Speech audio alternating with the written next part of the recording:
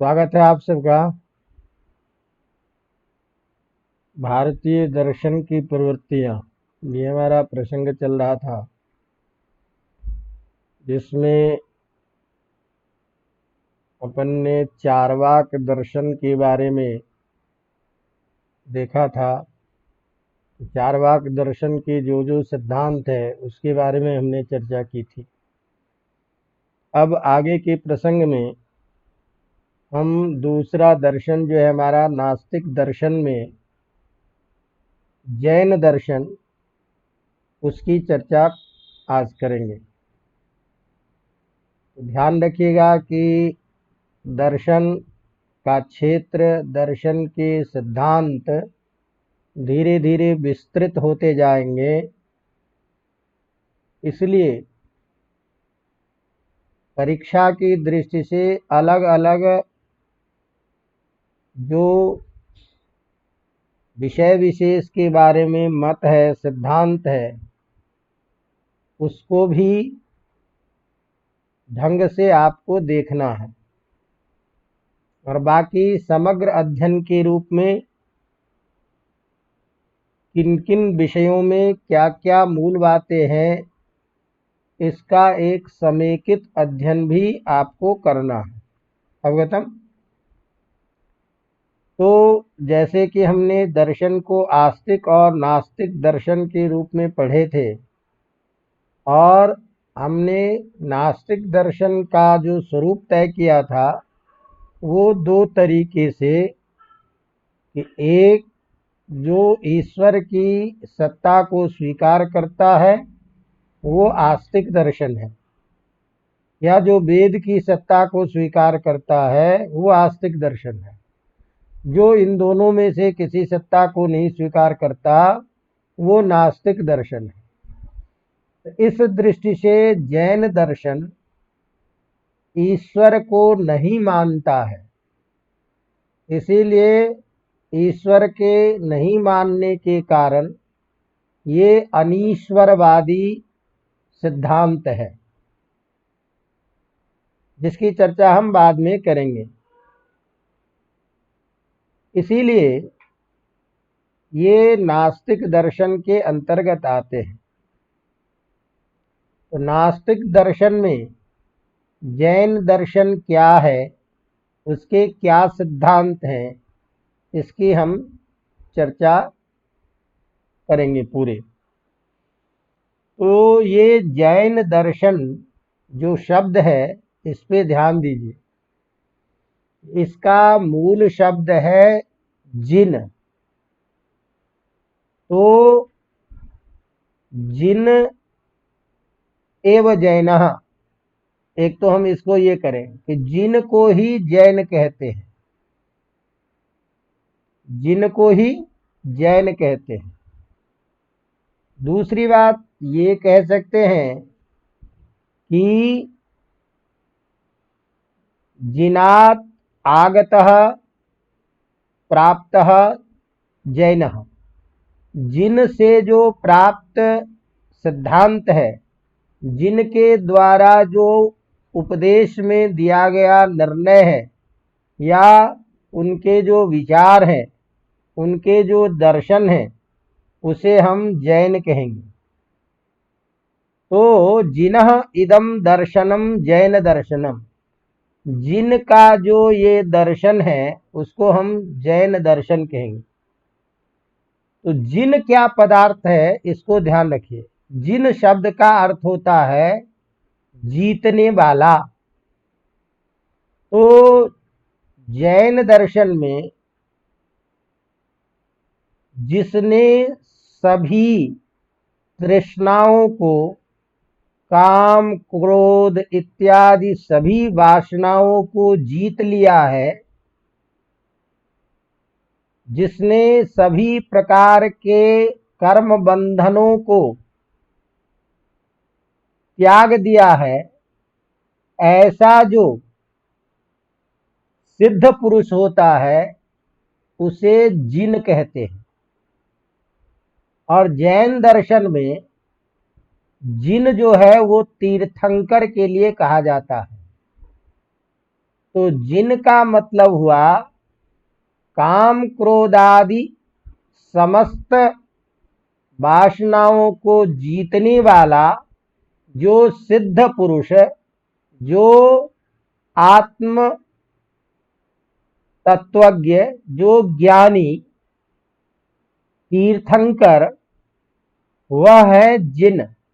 और चूंकि जिन एवं जैन, जो जिन है वही जैन है, इस दृष्टि से तीर्थंकर भी हो गए जैन।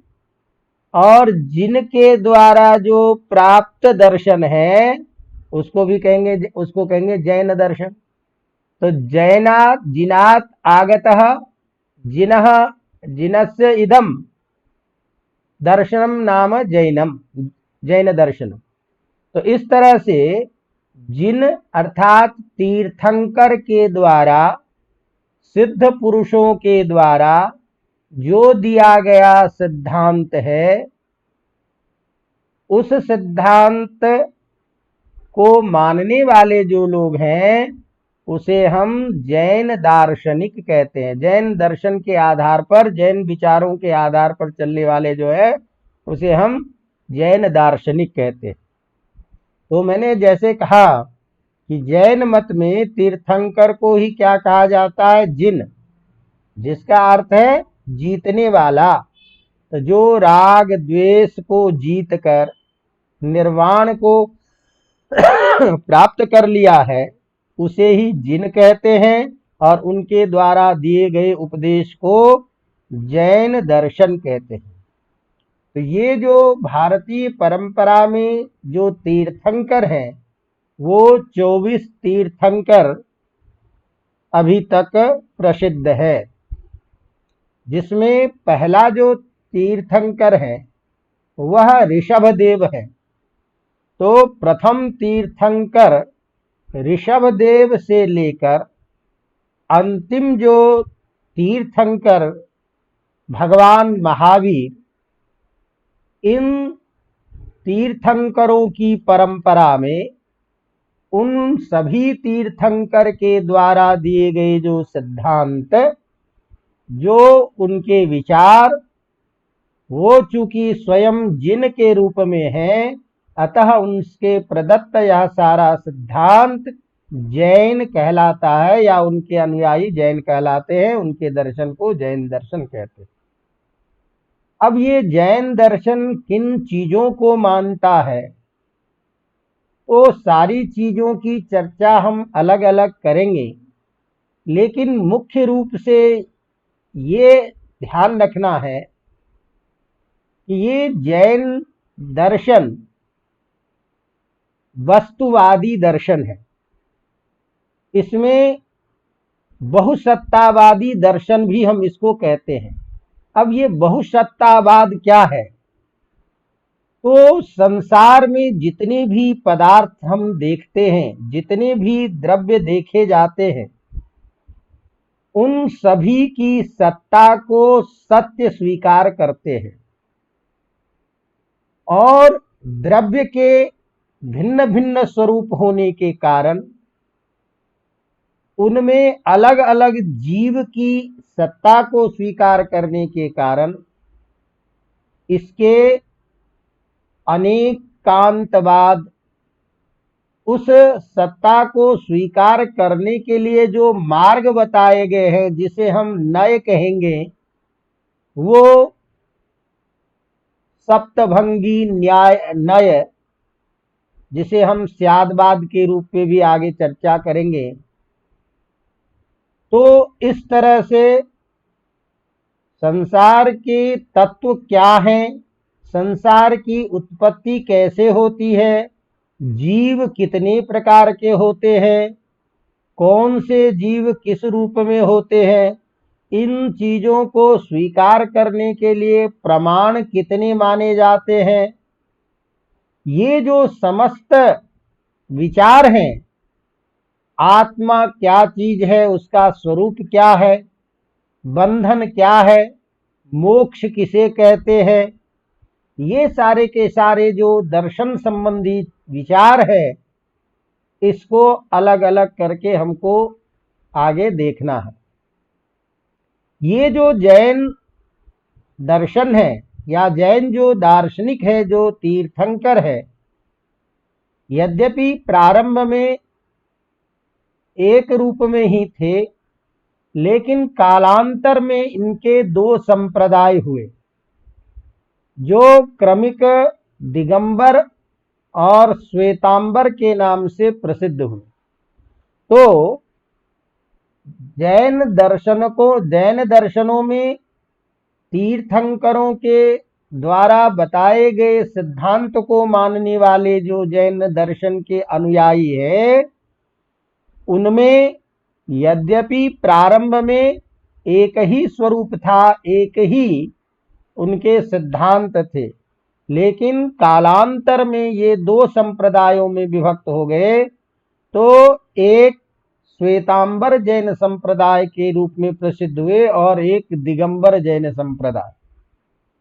तो जैसा मैंने कहा कि ये प्रारंभ में एक ही था, तो यद्यपि इन दोनों संप्रदायों के मूल में सिद्धांत में कोई भेद नहीं है, किंतु आचार विचार को लेकर के इसमें कुछ भेद देखे जाते हैं, जिसमें दिगंबर संप्रदाय जो है, जिसमें दिक ही वस्त्र है, दिशा को ही वस्त्र बनाते हैं, अर्थात जिसमें वस्त्र का भी ग्रहण करना निषेध कहा गया है, ऐसे जो तीर्थंकर हैं, उन तीर्थंकरों के आधार पर जब हम आचार विचार देखते हैं, तो दोनों संप्रदायों में तीर्थंकरों के उपदेश को तो मानते हैं, लेकिन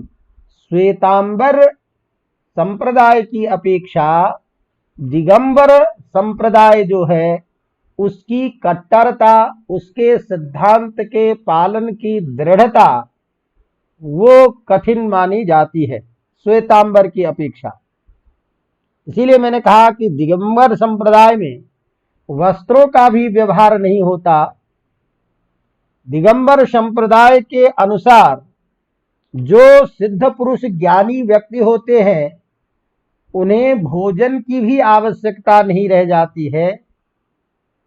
इस तरह से कठोर अनुशासन को पालन करते हुए समस्त कषायों से मुक्त होकर के कर्म बंधन करने के लिए जो दृढ़तर सिद्धांत को मानने वाले लोग हैं, वो दिगंबर संप्रदाय के कहे जाते हैं। इन संप्रदाय की अपेक्षा आचार व्यवहार में श्वेतांबर जो संप्रदाय है, उसमें कुछ सरलता देखी जाती है। वो वस्त्र को स्वीकार करते हैं। उनके आचार विचार में उन उपदेशों के ग्रहण करने के साथ साथ उस कट्टरता से या उस दृढ़ता को स्वीकार करने में सरल व्यवहार का प्रयोग करते हैं। इसीलिए दिगंबर की अपेक्षा यह जो श्वेतांबर संप्रदाय है, उसमें आचरण व्यवहार, आचार व्यवहार में कुछ सरलता दिखाई दी जाती है। अब ये जो जैन दर्शन है, इन जैन दर्शनों में जब हम आगे की चर्चा करेंगे, तो एक एक बिंदु के बारे में कुछ चर्चा करें। तो हम देखते हैं कि जैन दर्शन में जो ज्ञान है, उस ज्ञान का स्वरूप क्या कहा गया है, फिर आगे एक एक विषय को लेंगे। तो जैन दर्शन में ज्ञान एवं उसके स्वरूप और उसके भेद। तो ध्यान दीजिए, ज्ञान की चर्चा हमने पहले क्यों की कि समस्त संसार की पदार्थ को जब हम स्वीकार करते हैं, उन सभी पदार्थों के स्वरूप को जानने के लिए आधार ज्ञान ही होता है। अतः ज्ञान किमाकारक है, उसको जैन दर्शन ने किस रूप में देखा और उनके क्या कथन है, इस पे प्रथम विचार अपेक्षित है। तो ध्यान दीजिए, जैन दर्शन के अनुसार ज्ञान के दो भेद कहे गए हैं, एक अपरोक्ष ज्ञान और दूसरा परोक्ष ज्ञान। ध्यान दीजिएगा कि जैन दर्शन में ज्ञान के दो स्वरूप हैं, एक अपरोक्ष ज्ञान, दूसरा परोक्ष ज्ञान। लेकिन इसके साथ साथ जैन दर्शन में एक विशेष बात है ज्ञान के क्षेत्र में भी, कि जो ज्ञान साधारणतया अपरोक्ष माना जाता है, जो ज्ञान साधारण रूप से अपरोक्ष ज्ञान है, अपरोक्ष का मतलब प्रत्यक्ष, जो परोक्ष न हो अर्थात प्रत्यक्ष, वह प्रत्यक्ष ज्ञान भी, ध्यान रखिए, अपेक्षाकृत अपरोक्ष है। अपेक्षाकृत इस शब्द को ध्यान में रखिएगा, किसी विशेष अपेक्षा के आधार पर ही वह प्रत्यक्ष कहा जाता है। इंद्रिय या मन के द्वारा जो बाह्य एवं आभ्यंतर विषयों का ज्ञान होता है, वह अनुमान की अपेक्षा अपरोक्ष अवश्य होता है, किंतु ऐसे ज्ञान को पूर्णतया वह अपरोक्ष नहीं मान सकते, क्योंकि यह ज्ञान भी इंद्रिय या मन के द्वारा होता है। इसीलिए इस व्यावहारिक अपरोक्ष ज्ञान के अतिरिक्त अपरोक्ष ज्ञान पारमार्थिक रूप में भी स्वीकार किया गया है। तो अपरोक्ष ज्ञान जो आंशिक रूप में किसी अपेक्षाकृत अपरोक्ष माना जाता है, यह व्यावहारिक जो वस्तु है उसके लिए बात होती है। लेकिन पारमार्थिक जो अपरोक्ष है, उस ज्ञान में भी उसके स्वरूप देखे जाते हैं। तो इस तरह से व्यावहारिक अपरोक्ष ज्ञान के अतिरिक्त पारमार्थिक अपरोक्ष ज्ञान भी हो सकता है, और पारमार्थिक अपरोक्ष ज्ञान में जैसे आत्मा एवं ज्ञेय वस्तु का जो साक्षात संबंध होता है, इंद्रियादि के सहायता के बिना वह ज्ञान होता है।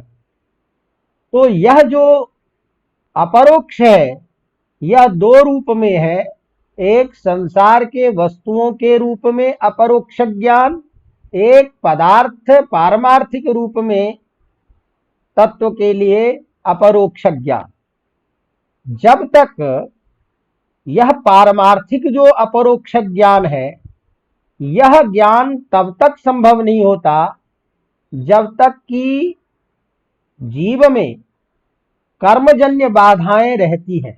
अतः कर्मजन्य बाधा नष्ट होने के बाद में ही जो पारमार्थिक ज्ञान है,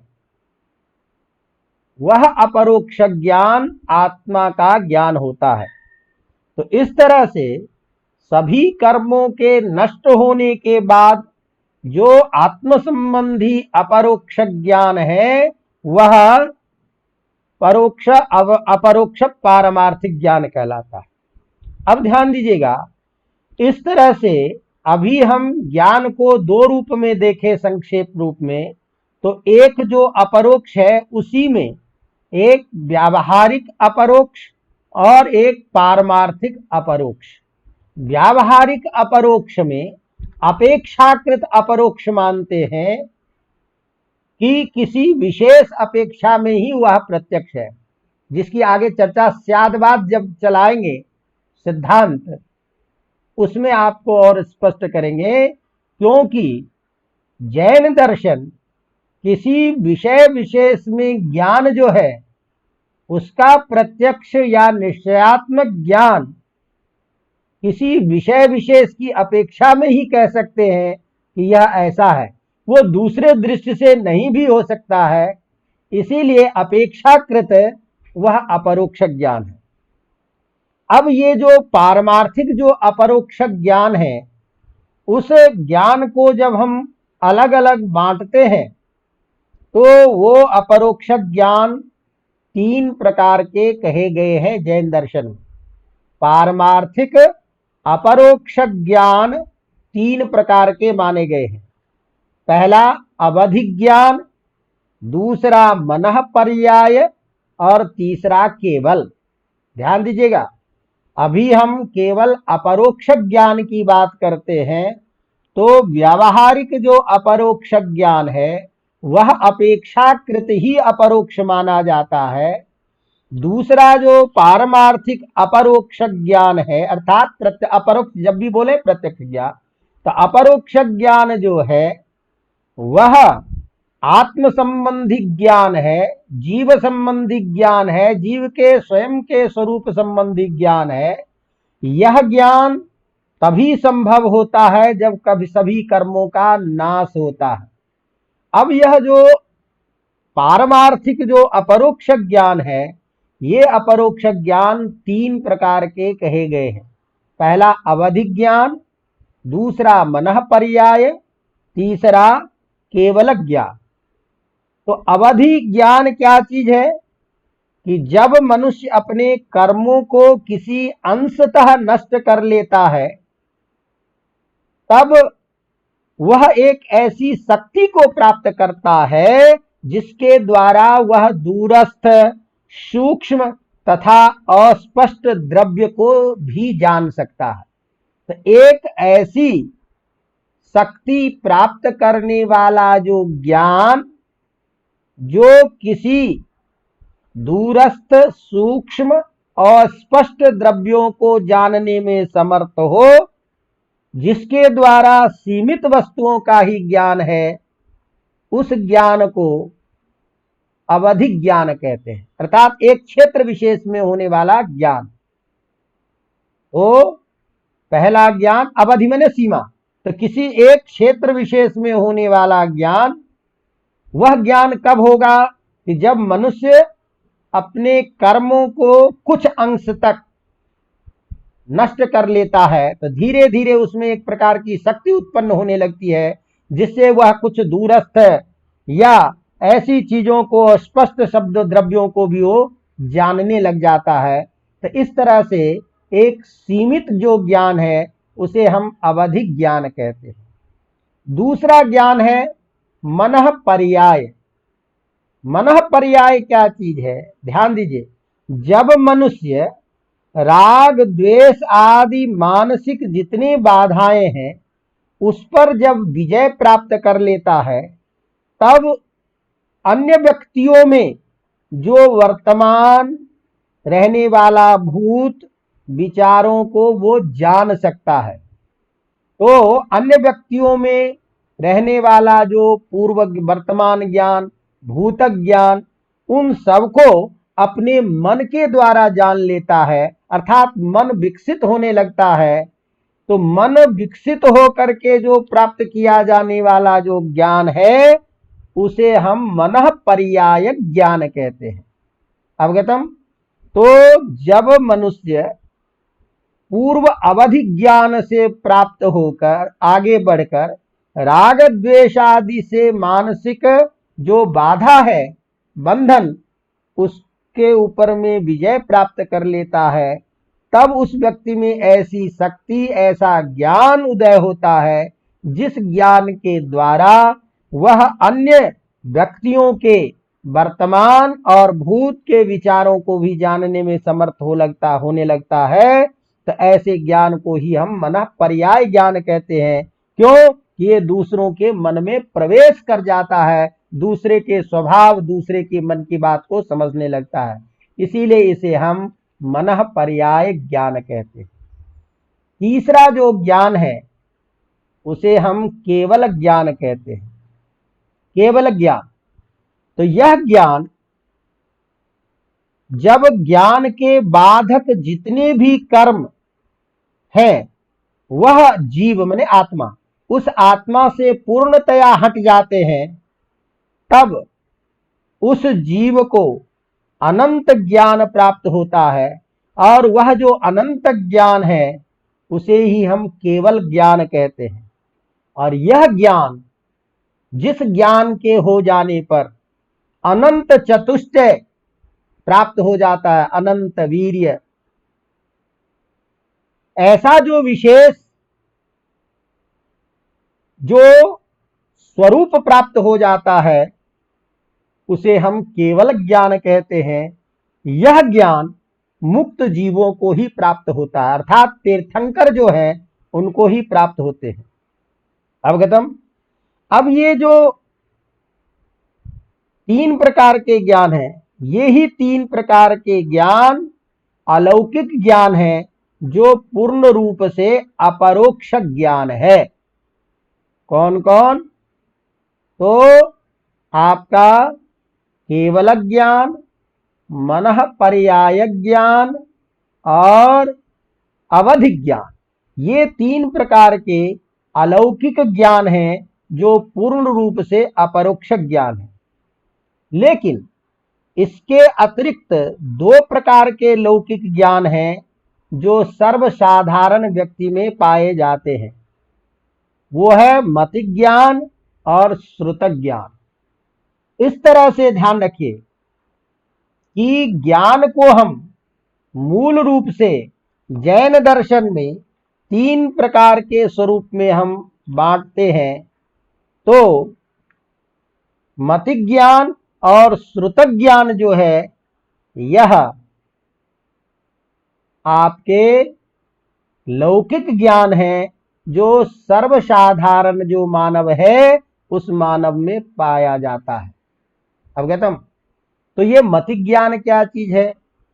तो यह मति ज्ञान साधारण रूप से जो इंद्रिय और मन के द्वारा ज्ञान प्राप्त होता है उसे हम मति ज्ञान कहते हैं।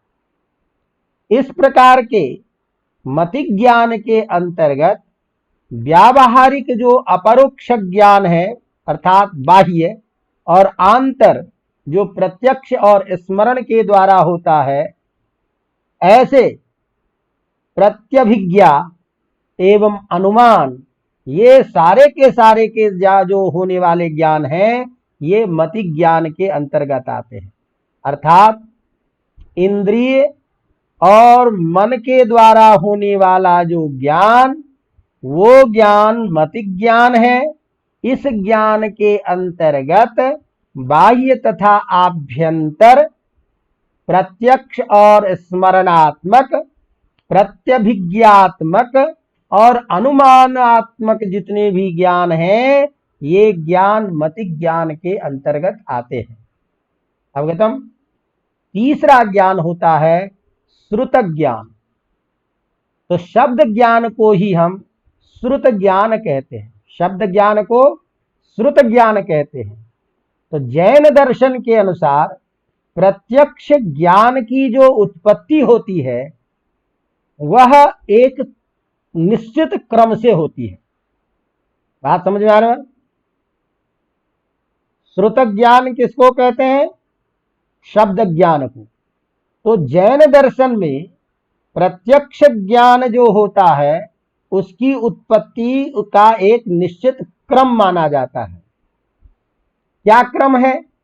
तो इसमें सबसे पहले इंद्रिय संवेदना होती है। जैसे मान लीजिए कोई ध्वनि हुई, तो ध्वनि जब हम सुनते हैं तो उसमें केवल इतना मात्र ज्ञान होता है कि भाई ये ध्वनि है। किसकी ध्वनि है ये ज्ञान नहीं होता है। तो इस तरह से केवल इंद्रिय में एक संवेदना उत्पन्न होती है जो ज्ञानात्मक है, लेकिन किस रूप में है ऐसा ज्ञान नहीं होता। तो प्रत्यक्ष जब ज्ञान होता है तो प्रथम प्रत्यक्ष ज्ञान होने में प्रथम जो क्रम है कि सबसे पहले इंद्रिय की संवेदना होती है। अब यह जो इंद्रिय की संवेदना होती है जिसमें किसकी ध्वनि है ये ज्ञान नहीं हुआ।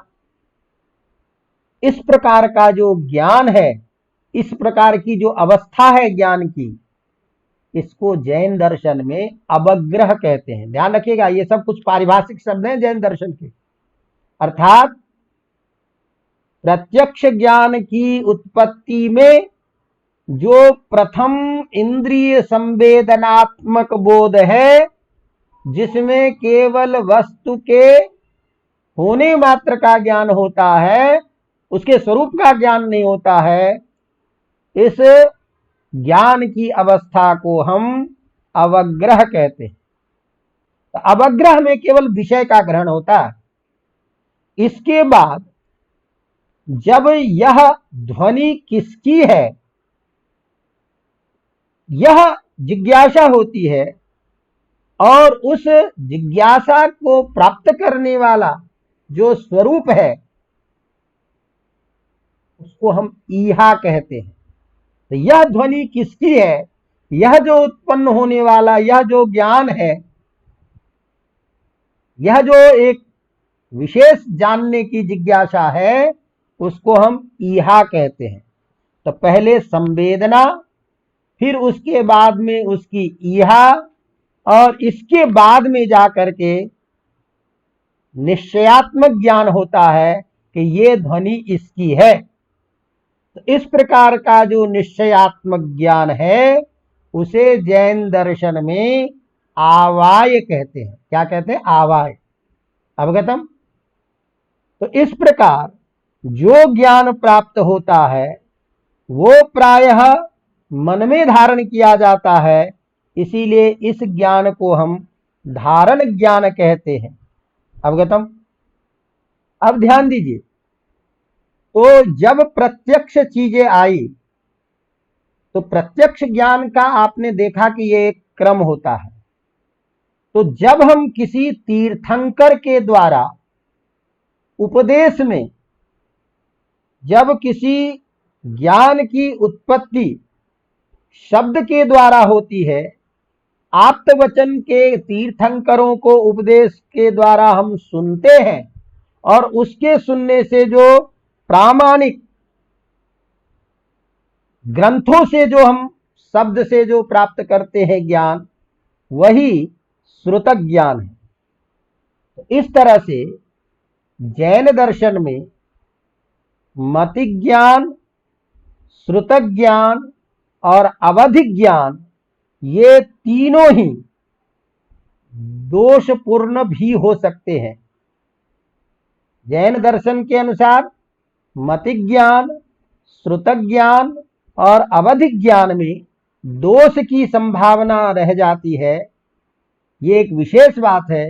किंतु मनः पर्याय और केवल ज्ञान जो है, ये हमेशा दोष रहित होता है। इस प्रकार अवधि ज्ञान, मनः पर्याय और श्रुतक ज्ञान, ये तीन ज्ञान के मुख्य भेद जैन दर्शन में माने जाते हैं, जो अलौकिक है।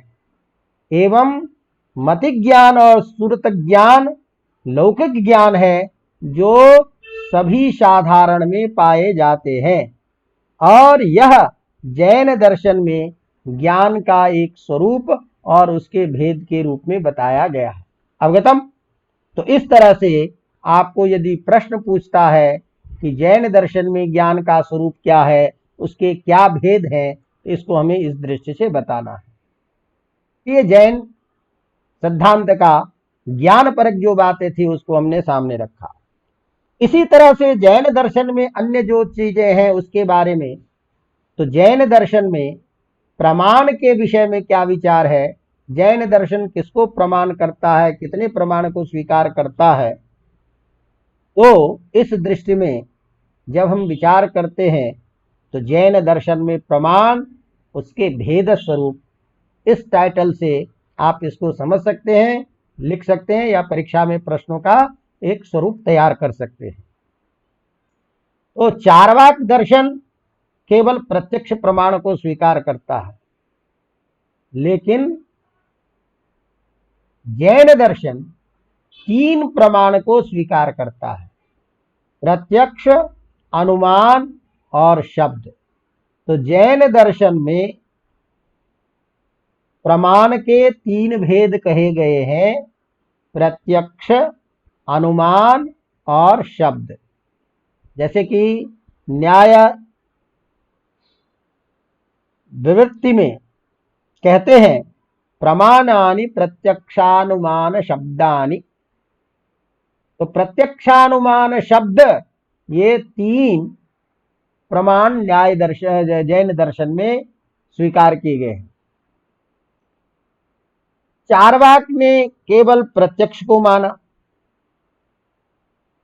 जैन दर्शन इस चार्वाक के सिद्धांत को खंडन करता है कि चार्वाक के द्वारा प्रत्यक्ष, अनुमान, शब्द इत्यादि का जो खंडन किया गया है, जिस रीति से, यदि उस रीति को हम स्वीकार करें तो उस दृष्टि से प्रत्यक्ष प्रमाण भी प्रमाण स्वीकृत नहीं हो सकता। तो जैन दर्शन चार्वाक के इस मत का खंडन करता है कि अनुमान और शब्द को प्रमाण नहीं माना जा सकता। ये चार्वाक का कथन है। क्यों? क्योंकि इसमें कभी यथार्थक ज्ञान नहीं हो सकता। इसकी व्याख्या हमने पूरी की थी। क्योंकि व्याप्तिक ज्ञान ही संदेह ग्रसित है, तो व्याप्तिक ज्ञान से होने वाला अनुमान जो है वह निश्चयात्मक ज्ञान नहीं हो सकता। इसीलिए ये अनुमान और शब्द आदि प्रमाण स्वीकार नहीं किया जा सकता, क्योंकि इसमें कभी यथार्थक ज्ञान निश्चित नहीं है। ये आप चार्वाक ने हेतु दिया। इस हेतु पर जैन दार्शनिकों का कहना है कि उपर्युक्त युक्ति के अनुसार तो प्रत्यक्ष को भी प्रमाण नहीं माना जा सकता।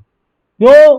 क्योंकि प्रत्यक्ष भी कभी कभी भ्रमपूर्ण होता है, प्रत्यक्ष ज्ञान भी भ्रमात्मक होता है। अतः प्रत्यक्ष प्रमाण भी जब भ्रमात्मक हुआ कभी कभी, तो ऐसी स्थिति में उसके भी हमेशा निश्चयात्मक ज्ञान नहीं होने के कारण प्रत्यक्ष प्रमाण भी स्वीकार नहीं किया जा सकता। अतः प्रत्यक्ष प्रमाण के अतिरिक्त अनुमान और शब्द, ये प्रमाण भी स्वीकार करने चाहिए। इसलिए न्याय जैन दर्शन में ये 3 प्रमाण स्वीकार किए जाते हैं। उनका कहना है, जैन दार्शनिकों का, कि अनुमान जब तर्क के, विज्ञान के नियमों पर चलता है, विज्ञान के नियमों के अनुसार जब चलता है, तो उससे भी यथार्थक ज्ञान की प्राप्ति होती है। इसी तरह शब्द प्रमाण भी तब सत्य होता है जब वह किसी विश्वास योग्य पुरुषों के द्वारा कहा जाता है। अवगतम? इसलिए आप्त पुरुषों के द्वारा कहा गया विश्वास योग्य जो वचन है, वह शब्द के रूप में भी प्रमाण स्वीकार किया जा सकता। इसी तरह से जब अनुमान तर्क की कसौटी पर हेतु साध्य के द्वारा सही चीजों का बोध कराता है, यथार्थ ज्ञान प्राप्त कराता है, तब भी वह ज्ञान प्रमाण के रूप में स्वीकार किया जा सकता। अतः जैन दर्शन के अनुसार आध्यात्मिक विषयों का यथार्थ ज्ञान प्रारंभ में प्रत्यक्ष तथा अनुमान के द्वारा ही नहीं हो सकता। इसके लिए सर्वज्ञ तथा मुक्त जिन अर्थात तीर्थंकर जो है, उनके उपदेश से भी प्राप्त होता है। अतः तीर्थंकरों के द्वारा दिया गया जो उपदेश वचन या ऐसे जो प्रामाणिक जो शास्त्र, उन शास्त्रों का जो वचन है वह भी प्रमाण है। अतः जैन दर्शन प्रत्यक्ष, अनुमान और प्रमाण, इन तीनों प्रमाणों को स्वीकार करता है। तो किसी भी पदार्थ विशेष को, द्रव्य विशेष को या यथार्थ उसके स्वरूप को जानने के लिए आधार सभी शास्त्रों में किसको माना जाता है? प्रमाण को ही। तो उस प्रमाण की श्रृंखला में इन तीन प्रमाणों के द्वारा समस्त द्रव्यों या जो जैन दर्शन के सिद्धांत हैं उनको प्रमाणित करते हैं और उसके अस्तित्व को स्वीकार करते हैं, उस पर विचार करते हैं। अवगतम? तो इस तरह से इन सारे प्रमाणों के आधार पर जैन दर्शन में द्रव्य एक विशेष पदार्थ है जिस पर विशेष चर्चा होती है, विशेष बल दिया जाता है। अतः जैन दर्शन में द्रव्य किसे कहते हैं, द्रव्य के कितने भेद होते हैं, ये भी एक मुख्य विषय है। तो ध्यान दीजिए कि जैन धर्म में, जैन दर्शन में किसी भी वस्तु में अनेक धर्म माने जाते हैं। अनंत वस्तुकम अनंत धर्मकम वस्तु, ये सिद्धांत है जैन का कि प्रत्येक चीज में, प्रत्येक वस्तु में अनंत धर्म पाए जाते हैं। और ध्यान रखिएगा, यहां कोई चीज समझने की चीज है। और धर्म जो होगा वो धर्म किसी न किसी का होगा। तो वह धर्म जिसका होता है उसे हम धर्मी कहते हैं। धर्म जिसका होगा उसे क्या कहेंगे? हम धर्मी। तो जिसका धर्म होगा उसे क्या कहेंगे? धर्मी। और धर्मी में जो होने वाला जो उसका लक्षण है पाया जाता है उसे ही क्या कहेंगे? हम धर्म। तो यहां जैन दर्शन में द्रव्य के नाम से उस धर्मी को कहा जाता है। तो धर्मी एवं द्रव्य, धर्मी को ही द्रव्य हम कहते हैं। अवगतम? तो जैन दर्शन में द्रव्य कौन है? एक धर्मी विशेष है। धर्मी जिसमें धर्म विशेष पाया जाता है और वह धर्मी के रूप में एक द्रव्य को लिया जाता है। तो यह द्रव्य का ही दूसरा स्वरूप समझने के लिए हमने आपको कहा कि इसका नाम विशेष है धर्मी, द्रव्य। अब हमने कहा कि धर्मी में धर्म होता है। तो ध्यान रखिए, किसी भी धर्मी में जो धर्म है तो प्रत्येक द्रव्य में, प्रत्येक धर्मी में दो प्रकार के धर्म होते हैं। एक स्वरूप या नित्य धर्म, ध्यान रखिएगा, एक स्वरूप या नित्य धर्म और दूसरा आगंतुक या परिवर्तनशील धर्म। ध्यान रखिएगा, धर्मी कहते हैं द्रव्य को। धर्मी में क्या मिलेगा? धर्म। तो धर्म में अर्थात धर्मी में अर्थात द्रव्य में जो रहने वाला धर्म होता है वो धर्म दो प्रकार के माने जाते हैं। एक नियत या स्वरूप धर्म, दूसरा आगंतुक या परिवर्तनशील धर्म। तो ध्यान दीजिए, नियत धर्म या स्वरूप धर्म क्या है? नियत धर्म या स्वरूप धर्म वे हैं जो द्रव्य में हमेशा पाया जाता है। जिस द्रव्य धर्म के बिना द्रव्य का अस्तित्व ही ज्ञात न हो उस धर्म को हम नियत धर्म कहते हैं, स्वरूप धर्म कहते हैं। जैसे आत्मा का चैतन्य स्वरूप, आत्मा का चैतन्य रूप में होना यह उसका स्वरूप धर्म है।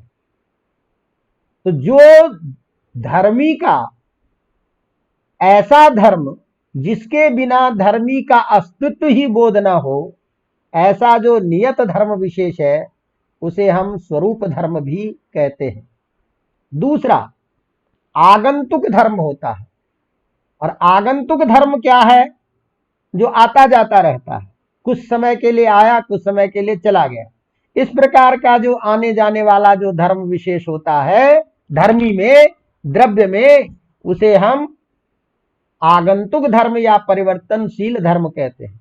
जैसे जैसे मान ली इच्छा, संकल्प, सुख और दुख। तो कभी इच्छा हुई, कभी इच्छा नहीं हुई, कभी सुख आया, कभी दुख आया। तो इस तरह से इच्छा, संकल्प, सुख, दुख, ये जो आत्मा में होने वाले धर्म हैं, ये परिवर्तनशील धर्म है, कभी आता है कभी जाता है। तो आत्मा में अर्थात आत्मा रूप जो धर्मी, जो द्रव्य, इस द्रव्य में इच्छा, संकल्प, सुख, दुख इत्यादि जो रहने वाला धर्म है, ये आगंतुक धर्म है। इन धर्मों में परिवर्तन होता रहता है। अवगतम? अब जरा ध्यान दीजिएगा, चूंकि दर्शन विशेष में पारिभाषिक शब्दों को अच्छी तरह से ध्यान रखने की जरूरत होती है, तभी कोई दर्शन समझ में आता है। तो हमने अभी कहा कि धर्मी को ही हम कहते हैं द्रव्य। धर्मी में धर्म रहेगा, अर्थात द्रव्य में धर्म रहेगा। वह धर्म दो प्रकार का होगा, एक स्वरूप नियत धर्म, एक आगंतुक या परिवर्तनशील धर्म। तो स्वरूप धर्म, नियत धर्म वो होता है जिसके बिना धर्मी का या द्रव्य का अस्तित्व ही बोध न हो, हमेशा जो रहने वाला धर्म है उसे हम नियत धर्म कहेंगे, जैसे आत्मा का चैतन्य स्वरूप। दूसरा धर्म, उसमें वो भी रहता है जो धर्म आता जाता रहता है, उसे हम आगंतुक धर्म कहते हैं। जैसे हमने कहा इच्छा, द्वेष, सुख, दुख इत्यादि जितने भी हैं, संकल्प, ये सब आगंतुक धर्म होते हैं। इस प्रकार जैन दर्शन में ध्यान दीजिएगा, आप ये जो स्वरूप धर्म है, इस स्वरूप धर्म को गुण के नाम से जानते हैं, गुण के नाम से बोलते हैं। तो जैन दर्शन के अनुसार जो स्वरूप धर्म है उसे गुण कहते हैं, अर्थात आत्मा का चैतन्य स्वरूप आत्मा का गुण है। और जो परिवर्तनशील धर्म है उसको हम पर्याय कहते हैं, उसे हम पर्याय कहते हैं। तो ध्यान दीजिए कि गुण जो होगा वो तो अपरिवर्तनशील होगा, और पर्याय जो होगा वो परिवर्तनशील होगा। गुण अपरिवर्तनशील होगा जबकि पर्याय परिवर्तनशील होता है। तो अब इस तरह से सारी चीजों को देखने से आपने क्या समझा कि जो द्रव्य है उस द्रव्य में दो चीजें आई, एक आगंतुक धर्म के रूप में रहने वाला धर्म, एक नियत रूप में रहने वाला धर्म। इस दोनों प्रकार के धर्मों को हम दो नाम से जानते हैं, गुण और पर्याय। तो इसका मतलब द्रव्य में ये गुण और पर्याय रूप चीजें रहेगी। इसीलिए यदि अब हम जैन दर्शन के आधार पर द्रव्य की परिभाषा यदि कहेंगे तो कहते हैं कि जैन दर्शन में द्रव्य उसे कहते हैं जिसमें गुण और पर्याय हो। इस तरह से द्रव्य की परिभाषा को बताने के लिए मैं आपको ये सारी चीजें बताया कि किम नाम द्रव्यम जैन दर्शने चेत गुण पर्यायवद द्रव्यम।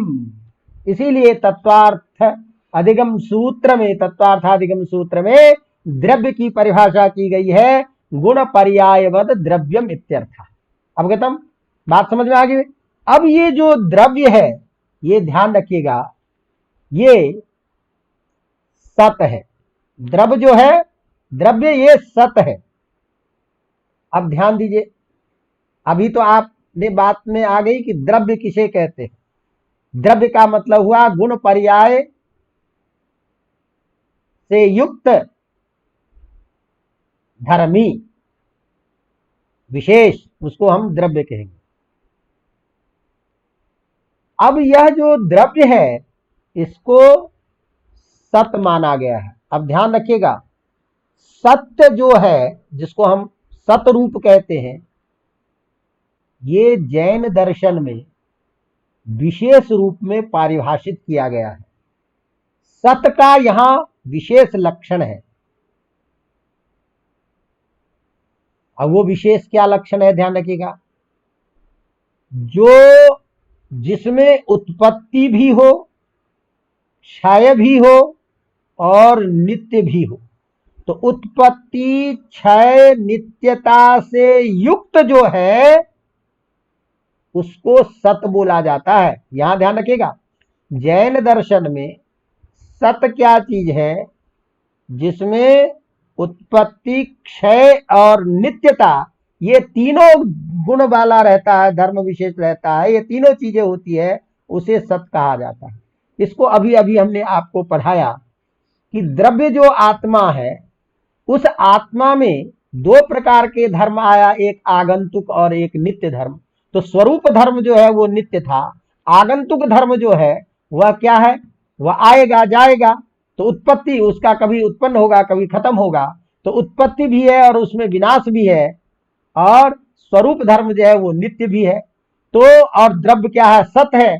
तो कैसा है सत, जो सत, जो द्रव्य इस रूप में सत है, उसमें उत्पत्ति भी धर्म है, उसमें विनाश भी है और उसमें नित्यता भी है। इसीलिए सत का लक्षण करते हैं उत्पत्ति व्यय द्रव्य लक्षणम सत।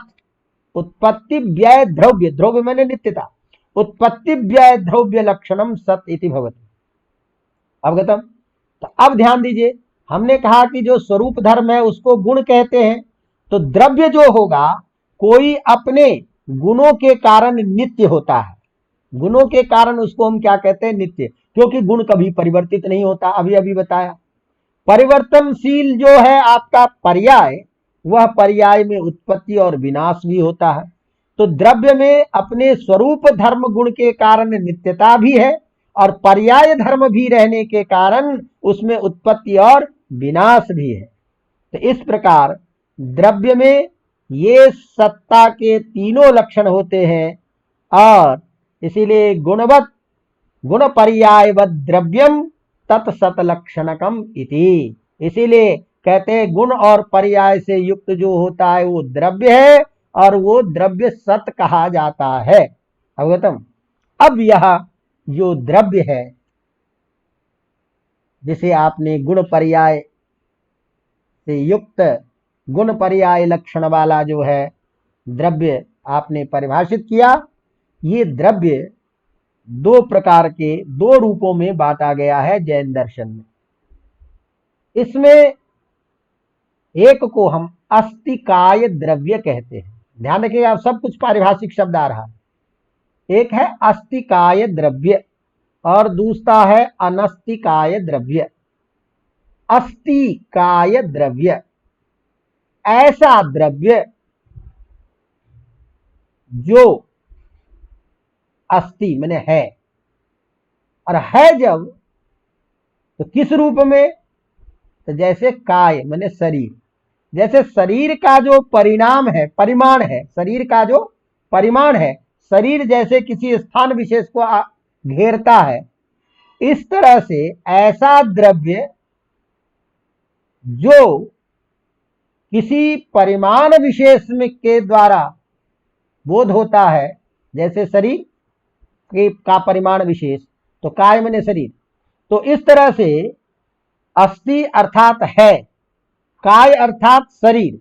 तो शरीर की भांति या तो वो स्थान में रहे या आकाश में रहे। तो शरीर में और आकाश में रहने वाला जो है, शरीर और आकाश, उसमें रहने वाला जो स्वरूप है उसको हम अस्तिकाय द्रव्य कहते हैं। अवगतम। तो शरीर स्थान या आकाश में रहने वाले द्रव्य विशेष को हम अस्तिकाय द्रव्य कहते हैं। इसीलिए काय शब्द जोड़ा शरीर, क्योंकि शरीर जैसे किसी परिमाण विशेष में टिकता है, उसी तरह से अब जैसे आगे हम पढ़ेंगे कि ये आत्मा जो है, इसका परिमाण क्या है, ये भिन्न भिन्न शरीर में के रूप में उसका परिमाण निश्चित होता है। तो संपूर्ण शरीर के परिमाण रूप में जो जीव टिकता है, ऐसे जीव को हम अस्तिकाय जीव कहते हैं। अवगतम। तो अस्तिकाय जीव द्रव्य ये है। अब ध्यान दीजिए कि पहले की अभी चर्चा हम कर रहे हैं अस्तिकाय द्रव्य। अस्तिकाय द्रव्य में हमने कहा अस्थि का अर्थ क्या है अर्थात जिसकी सत्ता होती है।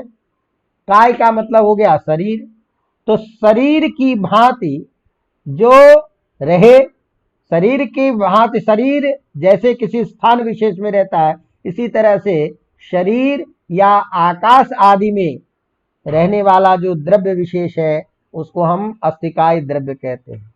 ये अस्तिकाय द्रव्य दो प्रकार के होते हैं, ध्यान रखिएगा। अब कुछ भेद चलेंगे आगे। अस्तिकाय द्रव्य भी दो प्रकार के, एक जीव के रूप में और एक अजीव के रूप में। तो अस्तिकाय द्रव्य दो प्रकार के, जीव और अजीव। अब ये ध्यान दीजिएगा, ये जो जीव है इसी की हम विशेष चर्चा बाद में करेंगे। तो जैन दर्शन में इसी जीव को आत्मा के रूप में कहा जाता है। तो जीव आत्मा का ही दूसरा नाम है। तो जीव दो प्रकार के होते हैं। अभी हमने क्या कहा, अस्तिकाय द्रव्य के दो प्रकार होते हैं, पहला जीव, दूसरा अजीव।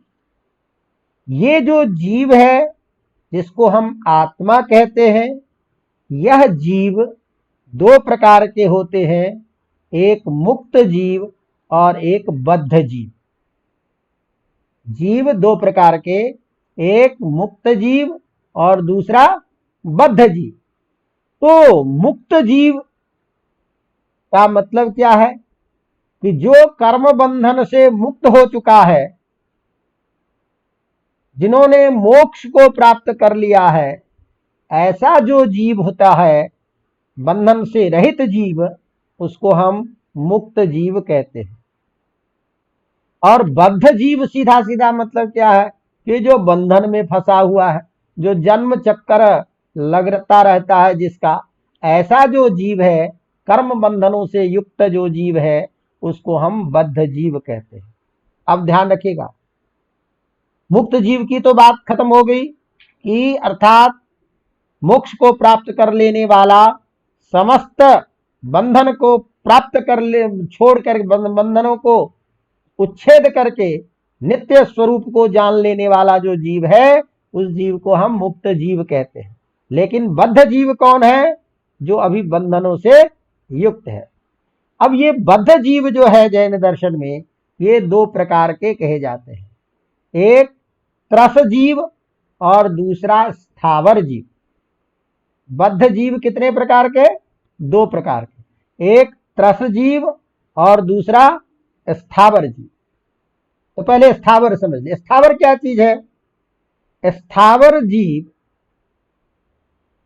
जीव का शरीर सबसे अपूर्ण माना जाता है। जैन दर्शन में ये बहुत बारीकी की बात है, जिसमें प्रत्येक में जीव की संकल्पना की गई है। ये जो उदात्त चिंतन है, ये जैन दर्शन की बहुत बड़ी विशेषता है। क्या?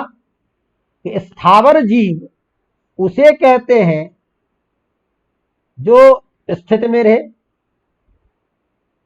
निश्चित रहे, चले नहीं। लेकिन यह जो जीव है, वह इस जीव का, स्थावर जीव का जो शरीर होता है, वो सबसे अपूर्ण माना जाता है। अपूर्ण क्यों माना जाता है बाद में चर्चा करेंगे। लेकिन जैसे ये मनुष्य है, तो मनुष्य जो है ये पूर्ण शरीर है, पशु पक्षियों का शरीर पूर्ण शरीर है, इसमें पंच इंद्रिय होता है, पंच इंद्रिय से युक्त यह शरीर है। लेकिन कुछ जीव ऐसे होते हैं जिसमें एक ही इंद्रियां होती हैं, कुछ दो होते हैं, किसी के दो इंद्रिय होते हैं, किसी के तीन होते हैं, किसी के चार होते हैं और पांच होते हैं। तो जो स्थावर शरीर वाला जीव है, वह सबसे अपूर्ण माना जाता है, क्योंकि उसमें एक ही इंद्रिय होते हैं। अवगतम? स्थावर जीव के अंतर्गत जैन दर्शन में पृथ्वी को भी जीव माना गया है। तो क्षिति, पृथ्वी, जल, अग्नि, वायु और ये वनस्पति जितने भी हैं, ये जो शरीर प्राप्त है ये स्थावर जीव के अंतर्गत आते हैं। और स्थावर जो जीव है उसमें केवल एक स्पर्श इंद्रिय ही होता है, उसे केवल स्पर्श ज्ञान ही होता है, स्पर्श ज्ञान के द्वारा उसका बोध होता है। इसीलिए एक इंद्रिय मात्र होने के कारण यह जो स्थावर जीव का जो शरीर है इसे सबसे अपूर्ण माना गया। अवगतम। दूसरा जीव है जिसे हम त्रस जीव कहते हैं। त्रस उसको कहते हैं जो चलता रहे, जो गतिमान रहे, जो जंगम है, चलने वाला, ऐसे जीव को कहते हैं त्रस जीव। और त्रस जीव में न्यूनाधिक विकास होता जाता है। तो त्रस जीव में न्यून कम ज्यादा रूप में विकसित होता रहता है। इसीलिए किसी में क्रमशः 2 इंद्रियां, किसी में 3, 4, 5 इंद्रिय होते हैं। जैसे सीपी और घोंघा आदि जो है उसमें एक ही इंद्रिय होता है, उसमें 2 इंद्रिय होता है। स्थावर में तो 1 इंद्रिय, लेकिन सीपी और घोंघा जो है उसमें 2 इंद्रिय मात्र पाए जाते हैं, एक त्वचा और एक जिह्वा। ये जो चींटी आदि है, इस चींटी आदि में 3 इंद्रिय पाए जाते हैं, एक त्वचा, जिह्वा और नासिका, नाक। ये जो मक्खी, मच्छर, भौरा आदि है इसमें 4 इंद्रिय पाए जाते हैं, त्वचा, जिह्वा, जीव, नासिका और चक्षु। ये सारे त्रस जीव के अंतर्गत आते हैं।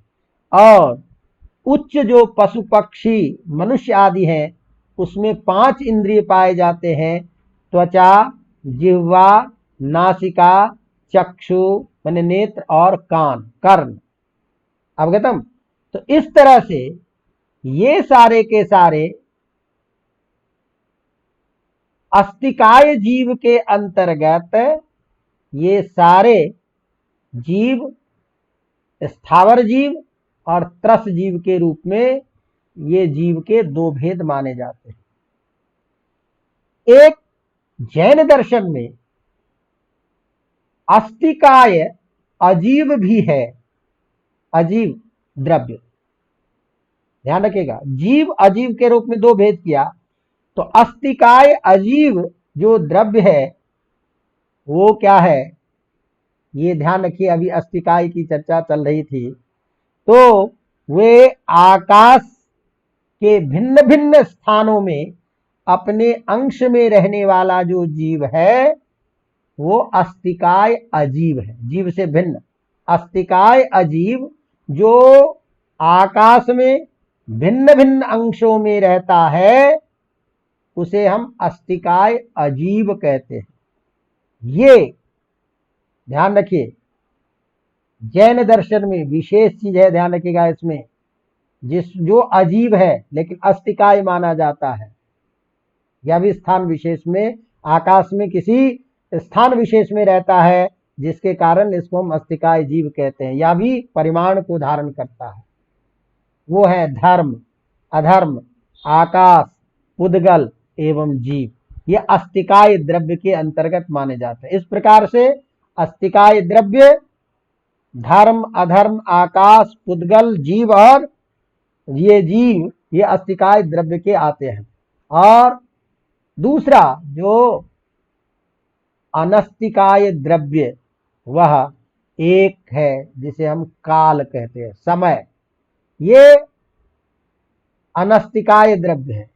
ये अनस्तिकाय द्रव्य हमने कहा न अस्तिकाय, जिसका परिमाण मात्र लिंग सीमित ना हो, वह है अनस्तिकाय द्रव्य। तो अनस्तिकाय द्रव्य के रूप में एक काल को माना जाता है।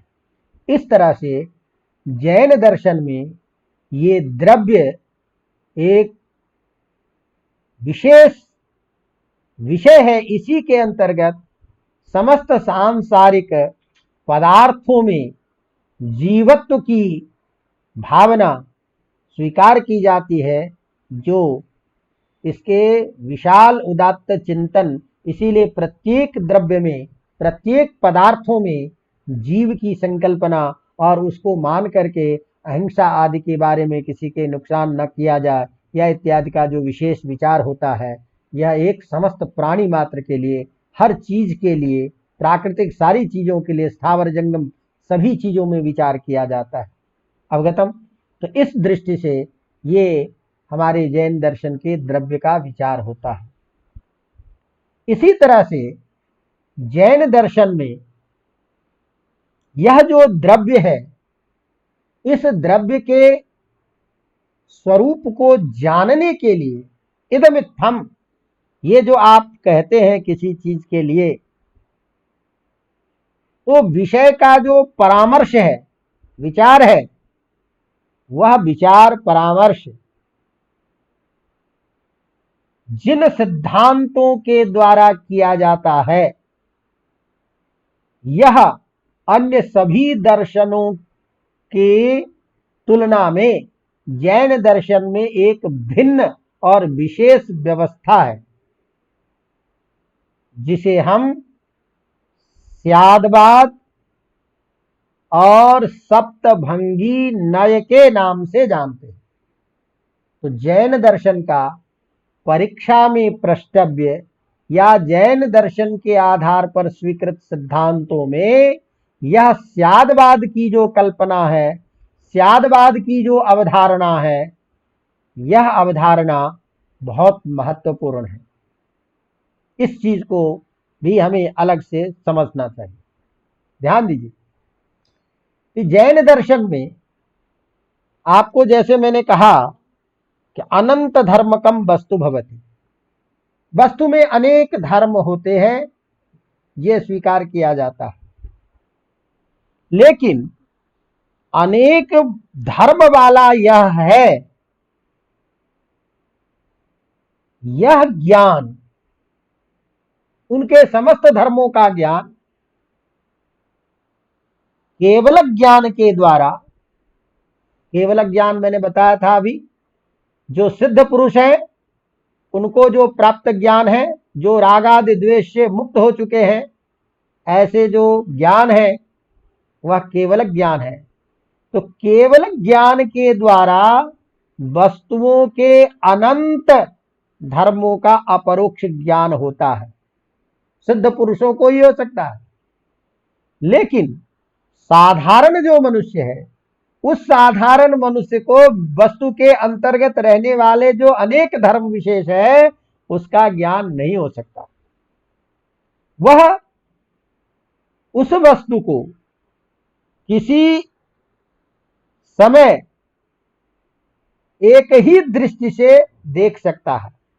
तो साधारण मनुष्य किसी भी वस्तु को एक समय में एक ही दृष्टि से देख सकता है। अब जब एक ही दृष्टि से देख सकता है, तो वह वस्तु एक ही धर्म वाला है, ऐसा ही उसको ज्ञान होगा। तो उसमें उसी वस्तु के, तो इसीलिए वह उस वस्तु के एक ही धर्म को जान सकता है। और वस्तु में किसी एक ही अंश को जो जानना है, उसका जो परामर्श हुआ, उसको इसी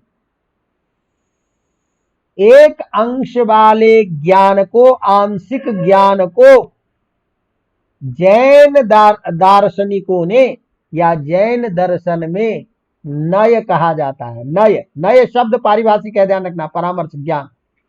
तो नय का अर्थ क्या हुआ यहां? अनंत धर्म वाले वस्तुओं में साधारण मनुष्य के द्वारा एक समय में एक ही दृष्टि से देखा जाने वाला जो ज्ञान, वह ज्ञान एक ही समय में हो सकता है, इसीलिए वह आंशिक ज्ञान है, एक ही धर्म का ज्ञान। और यह आंशिक धर्म वाला जो ज्ञान है, उसी को हम नय कहते हैं। अवगतम। इसीलिए इस नय की परिभाषा करते हुए न्यायावतार में कहते हैं, एक देश विशिष्टो अर्थो नयस्य विषयो मतः। एक देश विशिष्टो अर्थो नयस्य विषयो मतः। विषय का, किसी एक विषय को, वस्तु के किसी एक देश विशिष्ट अर्थ को ही समझना नय है। इस आंशिक ज्ञान के आधार पर जो परामर्श होता है उसे भी नय कहते हैं। इसीलिए उसको जो बोध कराता है उसको भी क्या कहते हैं? नय। इसीलिए नय की व्युत्पत्ति जब करते हैं तो कहते हैं नयति प्रापयति संवेदनम आरोहयति इति नयः। अर्थात जो ले जाता है, प्राप्त कराता है, संवेदना, उसके स्वरूप का ज्ञान कराता है। इस प्रकार जो एक विशेष आंशिक रूप में होने वाला जो ज्ञान है वह ज्ञान भी, और वो ज्ञान जिसके आधार पर होता है उस परामर्श को भी हम नय कहते हैं। अवगतम? अब ये नय समझ में आ गया आपको कि नय क्या चीज है? नय वो चीज है कि ऐसा परामर्श जिसके द्वारा वस्तुओं के किसी आंशिक ज्ञान को ही हम प्राप्त करते हैं। और हमको प्राप्त क्या करना है? निश्चयात्मक ज्ञान। तो जब साधारण मनुष्य उस अनंत धर्म को जान ही नहीं सकता है तो कोई दर्शनवादी किसी भी विषय के लिए ये कैसे कह देगा ये यही है? भाई वो जिस दृष्टि से देख रहा है उसी दृष्टि से। तो हम देखते हैं कि आपके वेदादि में भी क्या है कि हर ऋषियों ने जिस स्वरूप से ईश्वर का प्रत्यक्ष जिस रूप में देखा उसका वर्णन कर रहे हैं। तो वो उनकी अपनी एक दृष्टि है। तो एक दृष्टि से ही वो विषय सही हो सकता है, दूसरे दृष्टि से वो विषय सही है ये कैसे कहेंगे? इसीलिए इस प्रकार का जो ज्ञान है वह सापेक्ष ज्ञान है, एक दृष्टिपरक ज्ञान है। और एक दृष्टिपरक ज्ञान है तो उसके लिए ये नहीं कहा जा सकता इदमित्थम। इसीलिए यह जो आपका ज्ञान है वो एक विशेष रूप में है, ये यदि आप स्वीकार करते हैं तो आपके मत में या किसी के मत में विरोध नहीं होता। इसीलिए जैन दार्शनिकों का मत है कि किसी भी विषय के संबंध में जो हमारा परामर्श होता है वह सभी दृष्टियों से सत्य नहीं होता। उसकी सत्यता निर्भर करती है किस पे? नय पे। अर्थात जिस दृष्टि तथा जिस विचार से किसी विषय का परामर्श होता है उसकी सत्यता उसी दृष्टि तथा उसी विचार पर निर्भर करती है। इसीलिए भिन्न भिन्न दर्शनों में संसार के भिन्न भिन्न वर्णन संसार के विषय में पाए जाते हैं। इसका कारण क्या है? इसका कारण यह है कि उसमें एक दृष्टि नहीं है। तो दृष्टि भेद के कारण ही इसमें मतभेद देखे जाते हैं। अवगतम? तो जैन दर्शन इस बात का अपने दर्शनों में आग्रह करते हैं कि जब आपका यह ज्ञान निश्चयात्मक ज्ञान नहीं है तो इस वस्तु के लिए, किसी भी वस्तु के जब ज्ञान की बात करते हैं तो उससे पहले उस परामर्श के लिए स्यात् शब्द का प्रयोग करना चाहिए। संभावना, ये ऐसा हो सकता है, ऐसी संभावना है। क्योंकि आप एक दृष्टि से कह सकते हैं तो जिस दृष्टि में कह सकते हैं वो है, तो दूसरी दृष्टि में नहीं भी हो सकती है। इसीलिए यह जो नय है, परामर्श है, वस्तुओं के ज्ञान के लिए होने वाला परामर्श है, इसमें स्यात् शब्द का प्रयोग करना चाहिए। ये जैन दार्शनिकों का आग्रह है। अवगतम? तो इस प्रकार स्यात् शब्द से यह संकेत होता है कि उसके साथ जो प्रयुक्त वाक्य की सत्यता है वह प्रसंग विशेष पर निर्भर करती है। अन्य प्रसंगों में वह हो सकता है मिथ्या भी हो सकता है। तो इसीलिए जैन मत का यही स्यात् शब्द को जोड़कर विषय के परामर्श के का करना या विषय का ज्ञान प्राप्त करना जो कहलाता है वही जैन दर्शन में स्यादवाद के नाम से प्रसिद्ध है। और यह स्यादवाद का जो स्वरूप है न्याय, नय जिसको कहते हैं, ये नय 7 प्रकार के होते हैं। 7 प्रकार के विषयों के ज्ञान में पक्ष हो सकते हैं। इसलिए इसे हम सप्तभंगी नय कहते हैं। और इस नय में सब जगह स्यात् शब्द के प्रयोग के द्वारा इसका व्यवहार होता है। सब जगह एक विशेष सापेक्ष चीज होने की संभावना बताई जाती है, इसीलिए इसे हम स्यादवाद और सप्तभंगी नय कहते हैं। अवगतम? तो यह सप्तभंगी नय जो है 7 परामर्श का जो स्वरूप है वो जानना। अब इस स्यादवाद के साथ में, क्योंकि जब तक सप्तभंगी नय का नहीं करेंगे, जहां स्याद शब्द का हम प्रयोग करना है, तब तो उसका स्वरूप बोध नहीं होगा। अतः जैन दर्शन में ये सप्तभंगी नय का स्वरूप थोड़ा समझना है। तो जैन दर्शन, जैसे कि हमने आपको बताया कि वस्तु के अनंत धर्म होते हैं, जिस पर एक आंशिक जो ज्ञान है, अंश विशेष में जो होने वाला ज्ञान है, उसके आधार पर जो होने वाला परामर्श है, उसी को नय कहते हैं। जिसमें आप स्याद शब्द लगाकर का प्रयोग करते हैं, तो वे नय 7 प्रकार के होने के कारण उसे हम स्यादवाद या सप्तभंगी नय दोनों को सम्मिलित करके बोलते हैं। तो पहला नय क्या है, पहला परामर्श क्या है किसी भी वस्तु के लिए? तो क्या है? स्याद अस्ति। हाँ है, क्योंकि हम जब देख रहे हैं तो एक ही दृष्टि से देख रहे हैं, एक ही धर्म को देख कर रहे हैं, तो उस दृष्टि में वो है तो दूसरे दृष्टि में भी नहीं हो सकता है। हम ये कहते हैं स्याद अस्ति, ये प्रथम न्याय। दूसरा नय है हमारा स्याद नास्ति, हो सकता है नहीं भी है। तीसरा नय है स्याद अस्ति च नास्ति च, स्याद अस्ति च नास्ति च। चौथा है स्यात् अवक्तव्य, हो सकता है लेकिन कहने योग्य नहीं सर। पांचवा है स्याद अस्ति च अवक्तव्यम च, स्यात् अस्ति च अवक्तव्यम च, है भी और अवक्तव्य भी है। छठा है स्याद नास्ति च अवक्तव्यम च, नास्ति च अवक्तव्यम च, नहीं भी है और अवक्तव्य भी है।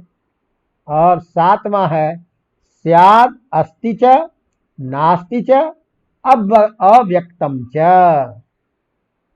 अवगतम? पहला, अब दो को ही मूल रूप से समझ लेंगे तो समझ आए। 3 बातें ध्यान रखिए, अस्ति नास्ति, अस्ति अवक्तव्यम, नास्ति अवक्तव्यम, समझेंगे ना? अस्ति नास्ति अवक्तव्यम। तो इस तरह से अस्ति अवक्तव्यम को एक साथ कर लिया, नास्ति अवक्तव्यम को एक साथ कर लिया, अस्ति नास्ति अव्यक्तम को एक साथ कर लिया। तो इस प्रकार से 7 हो जाते हैं, जिसको हमने क्रमिक आपको पहला बताया।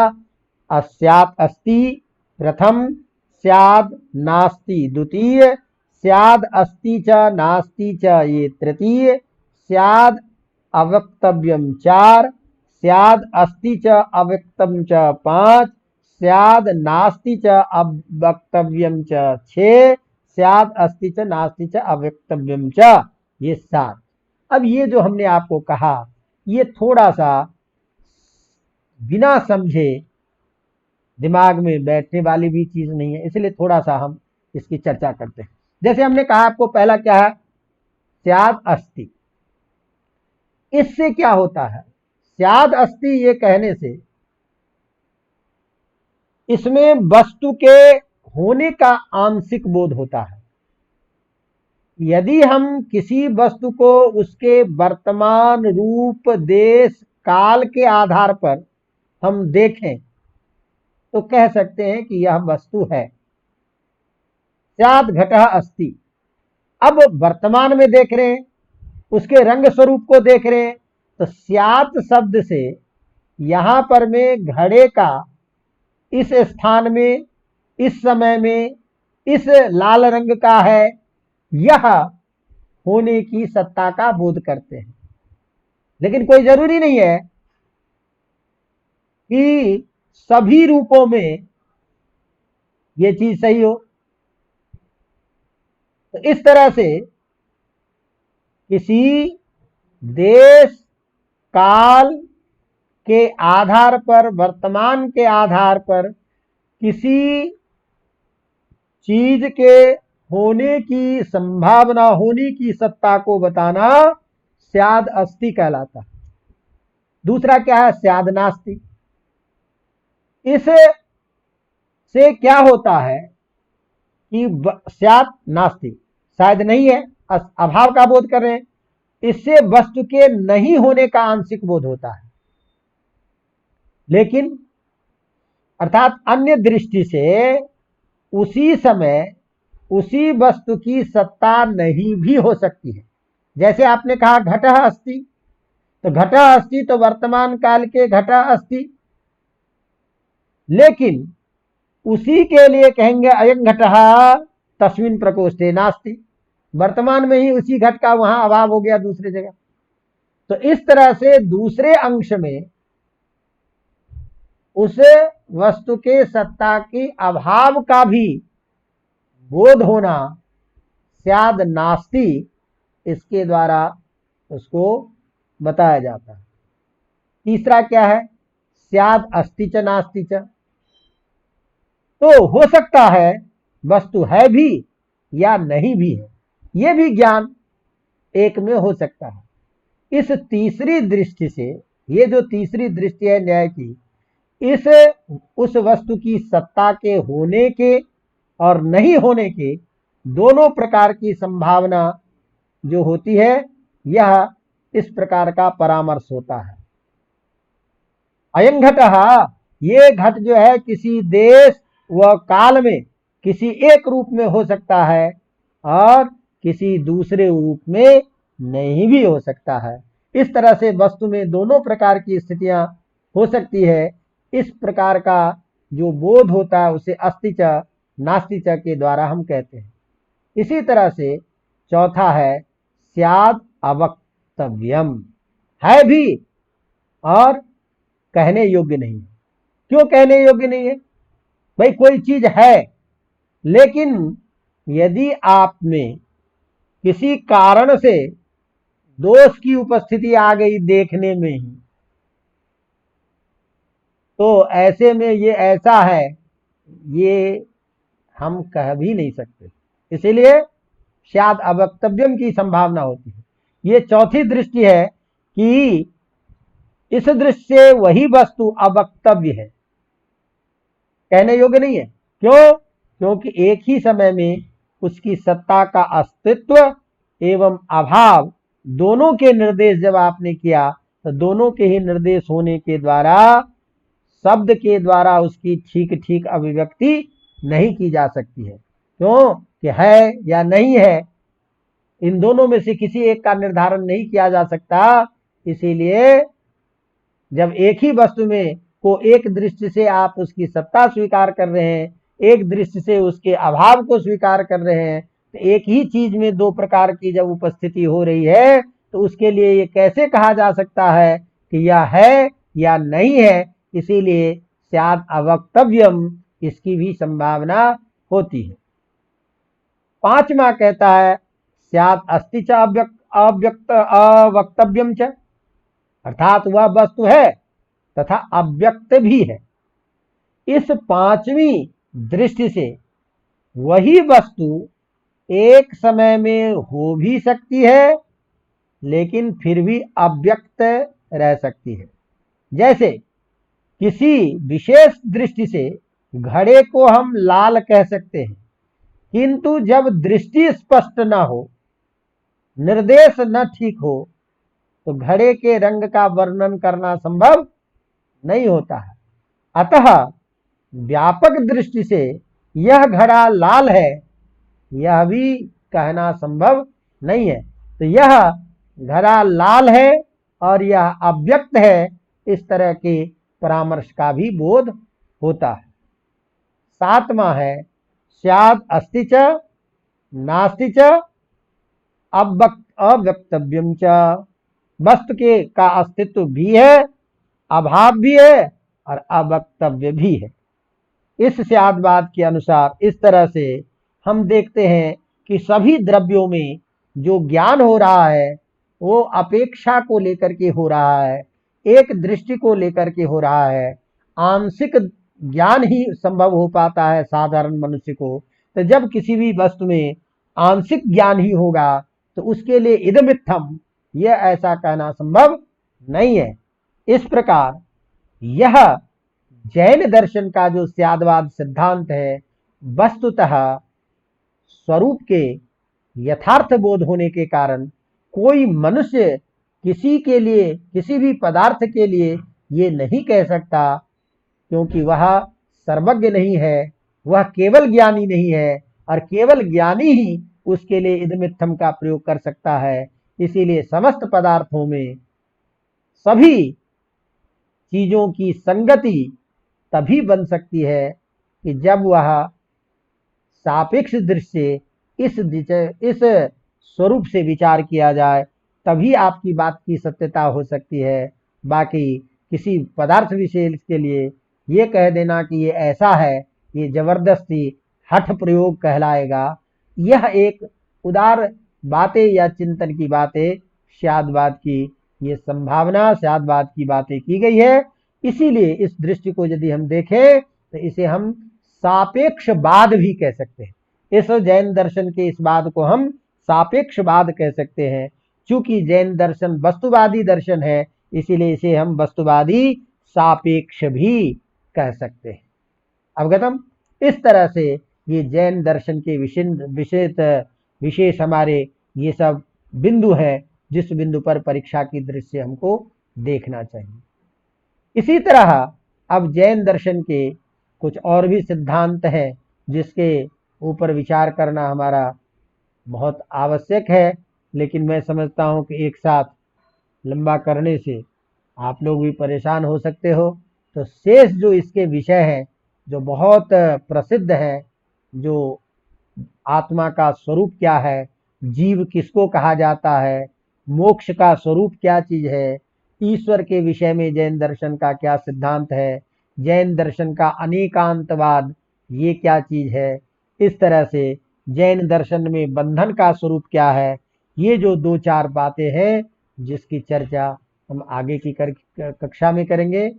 तो इस तरह से आप उस दर्शन के एक एक विषय को थोड़ा पढ़िए, देखिए और बार बार पढ़िए, क्योंकि नए नए शब्द आते हैं तो उसके विषय में जब आप एक दो बार सुनेंगे तो विषय आपको थोड़ा स्थिर होता चला जाएगा, तो आप उसको अपनी भाषा में संक्षिप्ति भी करण कर सकते हैं, या एक विषय विशेष को लेकर के जो विस्तार पूर्वक अपने को जवाब देना होगा उसको भी दे सकते हैं। तो इसके साथ ही मैं अब इसको विराम देता हूँ यहीं। आगे की चर्चा पुनः अगली कक्षा में करेंगे। धन्यवाद।